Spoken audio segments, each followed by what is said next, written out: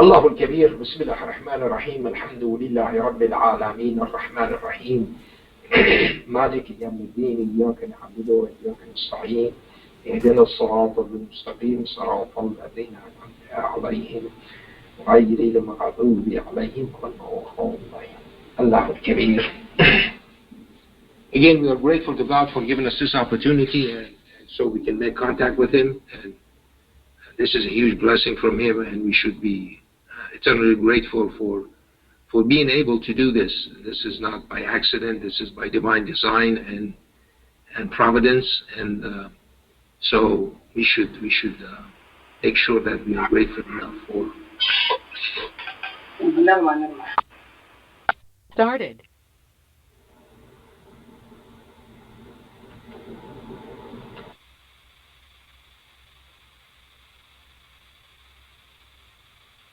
So, as I said, these are not by accident. These are by divine design and providence, and we are here today, and so we have the strength to go through this exercise and fast and have a feast for our souls, inshallah. So that's the most important thing that could happen to us, and hopefully that everybody is going through this month so far with no difficulties, and and inshallah go through the rest of it with success, and so become better servant of God, inshallah. So gratefulness is a godlike quality, and we have to make sure that we understand that, and it's a huge blessing to be grateful to God. And because He's always grateful to us for what we are doing for Him, and all of it is actually not for Him. This is for us. We're trying to make a better human being out of ourselves. So anyway, so today what I wanted to discuss with you, we talked about the idea of a place that we can actually enjoy life, and that is heaven or paradise. And God is telling us in the Quran that this is a realm that time does not exist, or time is not a parameter that could cause all kinds of problems. This is a place that boredom is not there, and so I wanna just go to the Quran and point out a couple of verses here. And God is telling us here, He says that, He says, then as the one who has been given his record in his right hand, this is chapter 69, verse 19, He will say, here you go, read my record. I was always sure that I faced my reckoning. This is a person who believed in the hereafter. He will then have a pleasing life. Okay, so life is arduous in this world. And the reason it's arduous because we make it arduous. It's not that God who is doing this. And the trials and tribulation that we go throughout life is not going to make it very pleasant. And so we talked about this in detail one time. And so the reason that people have unpleasant lives is because they do not believe in God alone. And that is something that God keeps telling us, that a life which is not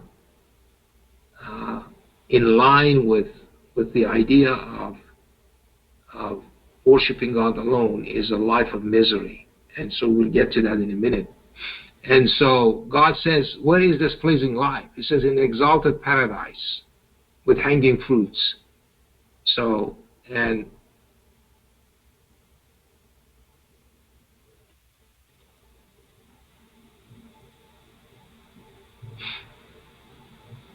eat and drink happily for what you did in days gone by.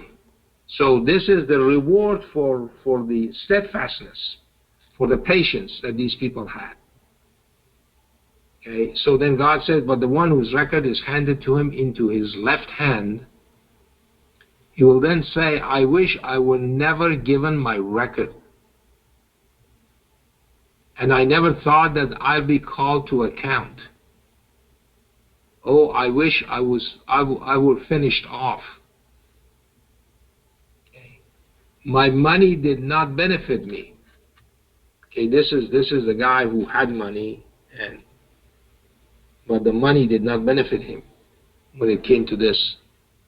So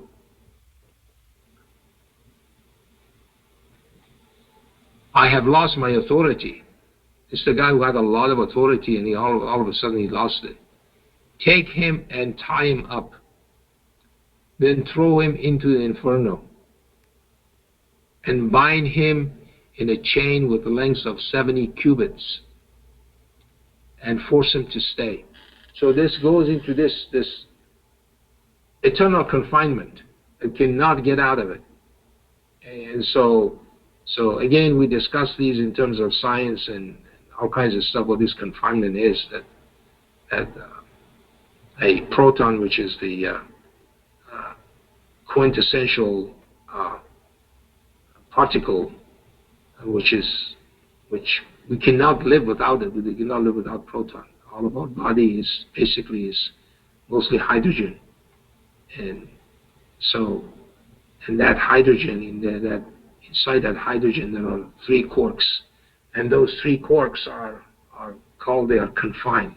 So they have this affinity which is called confinement, and so this confinement it makes proton to be stable, so it never decays. And so that idea of those 3 proton beings confined in there, if they are pleased with the way that God had created them, that place would be heaven for them. And if they are not pleased, if they are objecting God's system, then that place is going to be hell. So hell is basically what we are creating for ourselves. So this verse that I just read here to you, verse 21 of this chapter, okay, that he will then have a pleasing life. This actually has been repeated verbatim in another place in the Quran, and that's in chapter 101, verse 7. Okay, and so it says, the one whose weights are heavy, he will then have a pleasing life. Okay, this is the one for a fully developed soul, not the body. Forget about the body. The body is just a housing. It's a temporary garment, and we are bound within it, and we cannot get out. Okay, you only get out when you die. Okay, when this body dies. And when you say you die, I mean that's not a good way of putting it. When the body dies, because you are not the body. Okay, the soul is you. Okay, so as for the one whose weights are light, then the abode shall be hell. Okay. So again, as you see here in 101:7, the same thing has been mentioned. The same verse exactly as it was in 69:21. Okay. So what happens to the other guys? The other guys that are like that their weights are less and they are goofing off in this world, that's in 9:49.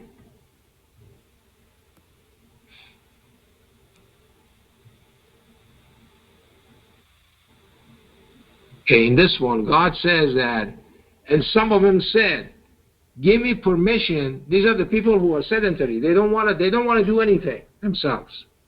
They want other people to do their job for them. Okay?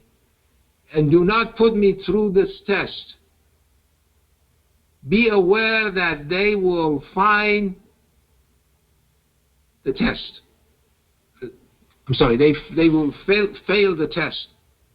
Okay. And indeed, Gehenna is surrounding the unfaithful. So God is telling us that people who are disbelievers, people who are slackers, these people who do not want to do anything positive in their lives, okay, that do not worship God alone. These people are going to be in hell already. That hell is already surrounding them. And that's why life is so unpleasant in this world.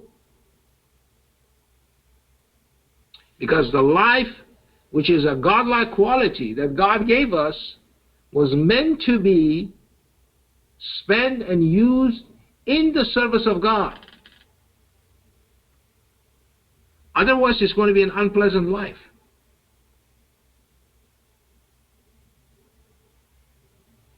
Okay?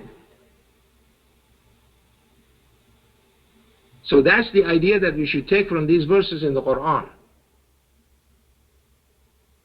So, the only way that life can be pleasant, both here in this world and in the hereafter, if one is actually devoted to God alone, worshiping God alone, believing in God alone, calling upon God alone. And if you don't do that, we are going to be in trouble. This is our destiny. And you saw the good news of the people who are steadfastly persevering and go through those tests and never fail. On the other hand, there are these people who fail their test.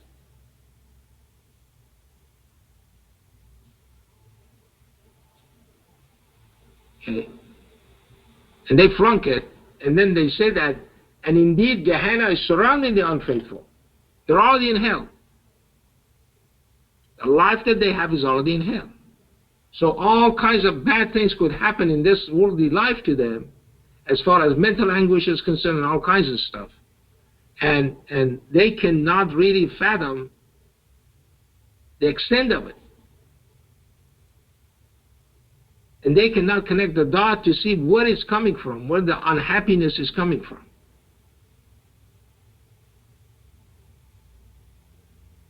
On the other hand, once somebody decides that, yes, today I'm going to start worshiping God alone. Okay? The life of satisfaction is going to be his lot or her lot. And so that's what we should take from these verses that I just read here. Okay? But again, we have to put the Quran together.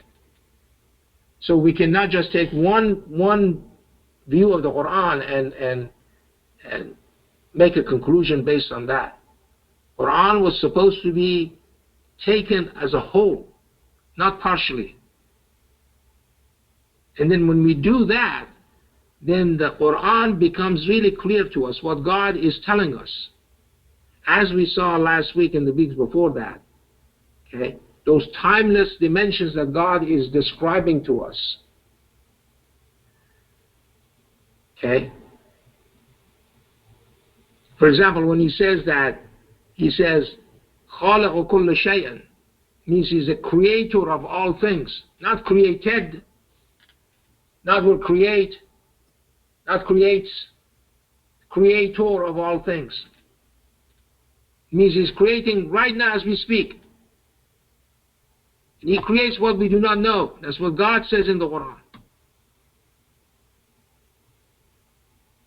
Okay? So the act of creation is going on all the time. There is no time attached to it. It's an ongoing process by God. And that keeps increasing. The magnanimity of God. So then the Quran becomes understandable. It's not a confusing book. To a lot of people, when they read the Quran, it becomes confusing. They can't understand it. As I said, they ask the wrong questions. Okay? They don't understand it, why their life is so pathetic. Let's put it that way. Okay?